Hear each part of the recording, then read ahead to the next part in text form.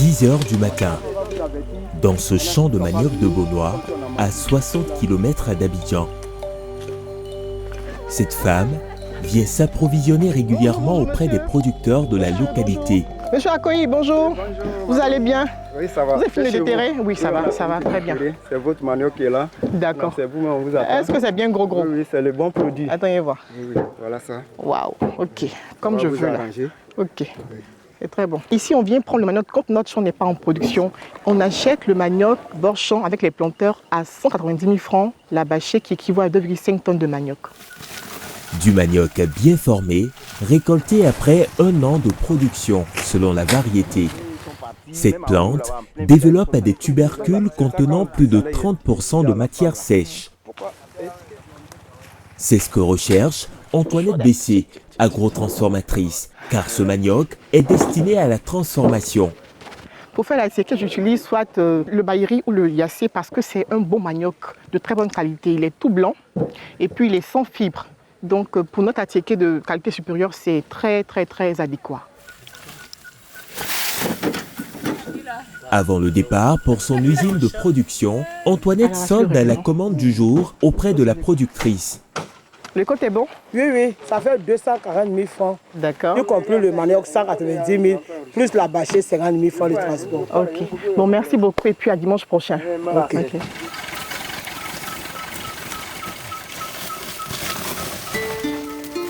Ce manioc est à la base de l'un des plats les plus populaires en Côte d'Ivoire, l'attiéké. Une semoule à base de manioc fermenté, cuite à la vapeur. Dans la culture gastronomique ivoirienne, ce mets a su s'imposer et il s'exporte même partout dans le monde. La transformation se fait principalement dans des unités artisanales de type familial ou associative. Aujourd'hui, l'attiéké attire de nouveaux investisseurs. C'est le cas d'Antoinette Bessé, qui tente de développer un modèle de production intégré du champ jusqu'à l'assiette. Elle s'est donné pour objectif de transformer le manioc en attiéké frais et déshydraté. Immersion dans le quotidien de cette agrotransformatrice ivoirienne qui veut faire de cette tubercule un nouvel or blanc.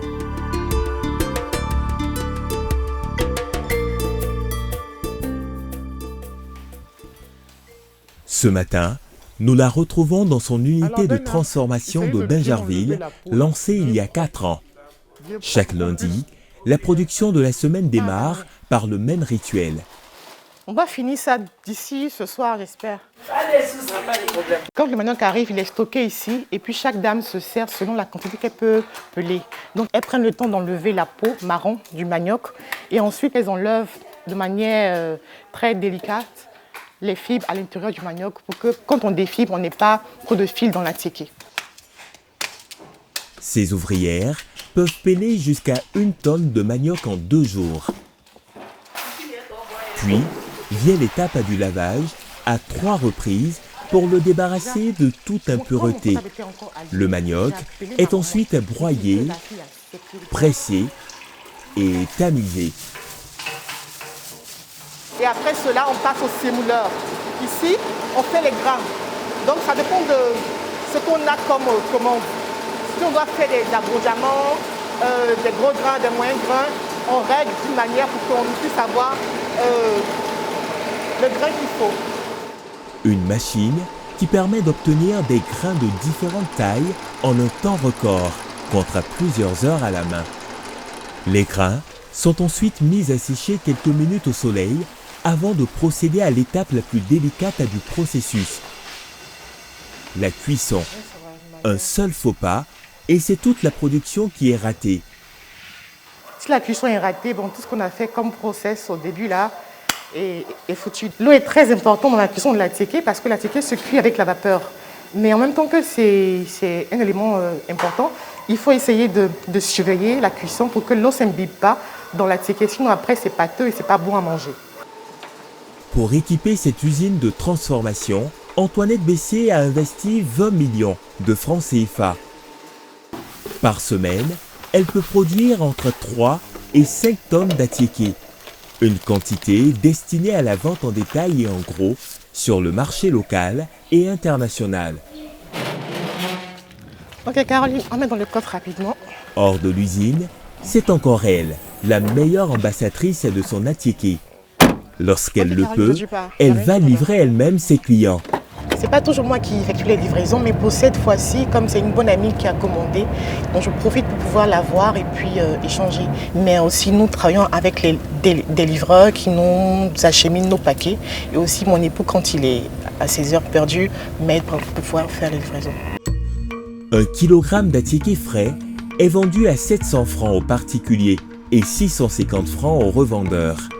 Ces 2 dernières années, l'agrotransformatrice a vu sa clientèle croître et son chiffre d'affaires augmenter de 30%. Nous avons une clientèle assez diversifiée, les restaurants, les cantines scolaires, les revendeurs, les ménages et aussi une grande partie à l'exportation. Pour l'instant, nous ne sommes pas encore vendus en supermarché, mais par contre, nous sommes en pourparlers, en négociation et ça ne serait tardé.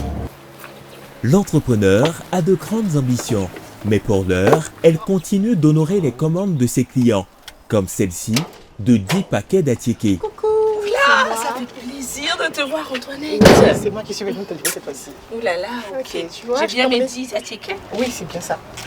D'accord, c'est parfait. Ouh là là, dis donc, c'est chaud, hein. Je commande mon attiéké parce que c'est préparé dans des conditions hygiéniques.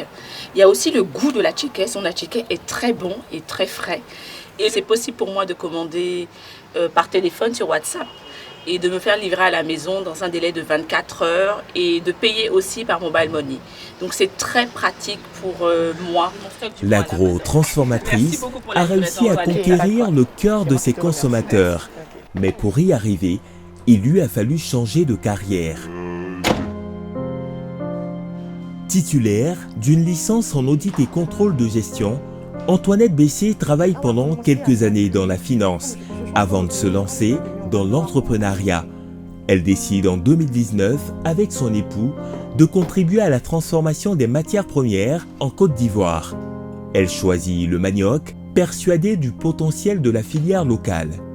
Mon époux et moi avons décidé d'investir dans un domaine dans lequel on pouvait maîtriser toute la chaîne de valeur. Donc après maintes réflexions, après analyse, on a vu que le manioc est un produit qui peut se transformer en plusieurs dérivés, près de 170 dérivés. Donc j'ai vu là une opportunité parce que je pouvais non seulement maîtriser sa culture, sa transformation et sa commercialisation. Après cela, moi j'ai sillonné plusieurs villages, je suis allée auprès des dames qui savent faire l'attiéké et donc elles m'ont appris plusieurs astuces, plusieurs secrets pour pouvoir produire un attiéké de qualité. Les sacrifices consentis pour mettre sur pied ce projet sont énormes. Le couple a acquis une parcelle de 10 hectares à San Pedro pour cultiver le manioc avant de construire une unité de transformation, un investissement important. On a dû vraiment se priver de beaucoup de choses parce que c'était sous fonds propres déjà. Et puis aussi, aux difficultés, c'était au niveau des champs. On avait des difficultés à trouver la main d'œuvre. Et aussi, quand on la trouvait, elle n'était pas qualifiée. Mais on a pu trouver des palliatifs pour que le projet puisse se dérouler et bien fonctionner. Direction Béjarville dans ses bureaux. Aujourd'hui, Antoinette se prépare pour un rendez-vous téléphonique important avec l'un de ses clients à l'étranger. Allô, bonsoir monsieur Isogui, comment allez-vous? Bonsoir Madame Bailly, je vais très bien, merci. Et vous, comment allez-vous? Oui, ça va super bien. Vous voulez quelle quantité cette fois-ci? Alors cette fois, nous allons partir sur 1 tonne, s'il vous plaît. Ah, d'accord. C'est possible, sous quel délai? On va dire une semaine de délai, c'est possible. Oui, il y a 2 ans, Antoinette Bessier propose son attiéké à monsieur Isogui, revendeur en France. Il est séduit par le goût de son attiéké made in Côte d'Ivoire et des conditions dans lesquelles celui-ci est produit. La collaboration démarre avec 100 kg par semaine. Aujourd'hui, cette quantité a été multipliée par 10, soit 1 tonne par semaine. Avec ce revendeur, c'est un nouveau marché qui s'est ouvert pour Antoinette. Un marché potentiellement juteux avec une diaspora de plus de 2 millions de personnes en France. La Tiki a été très bien accueillie, aussi bien par la diaspora ivoirienne, mais également par les autochtones ici présents. Les perspectives aujourd'hui sont de continuer à faire découvrir la Tiki en France, mais également de sortir de l'Hexagone pour aller vers l'Europe. Une collaboration fructueuse et pleine de promesses pour l'avenir. Merci Madame Daï, et donc je vous dis à très bientôt. N'hésitez pas à me faire parvenir la facture. D'accord. Passez une bonne fin de journée. Merci, à vous aussi. C'est toujours pour nous un plaisir de recevoir ce genre de colle parce que ça se solde par une commande et une commande non des moindres. La Tiki déshydraté est très prisée par les personnes à l'extérieur parce qu'en termes de poids, le poids est assez réduit déjà et puis ça se conserve 2 ans sans se gâter. Pour exporter en plus grande quantité son attiéké, elle doit s'équiper d'une autre machine, un déshydrateur. Une acquisition onéreuse d'environ 8 millions de francs CFA, mais nécessaire car la vente à l'export représente plus de 60% de son chiffre d'affaires. L'attiéké déshydraté, c'est un attiéké qui est séché à la machine. Donc quand on le met, pendant 8 heures de temps, on a ce résultat-là. L'attiéké déshydraté, c'est notre couscous à nous, c'est le couscous ivoirien. Un produit que la transformatrice ambitionne de proposer en grande surface pour le marché local.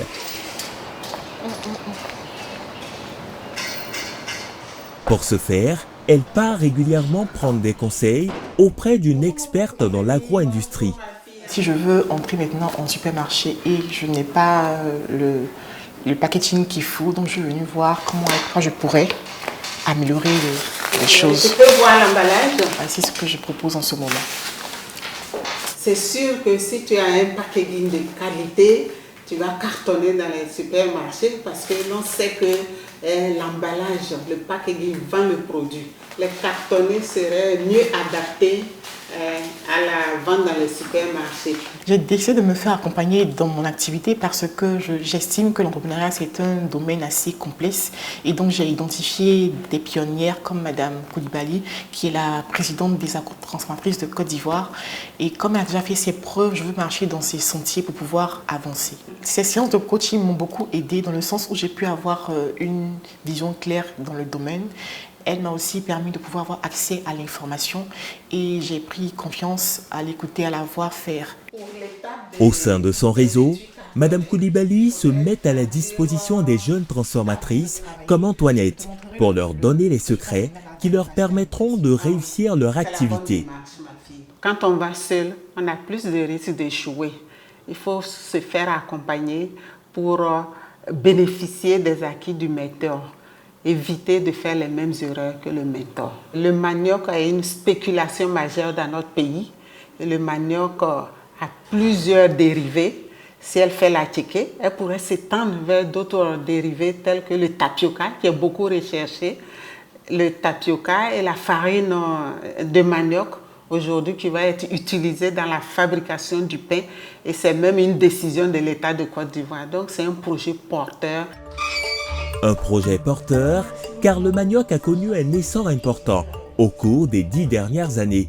Sa production a progressé à un rythme moyen annuel de 8,5%.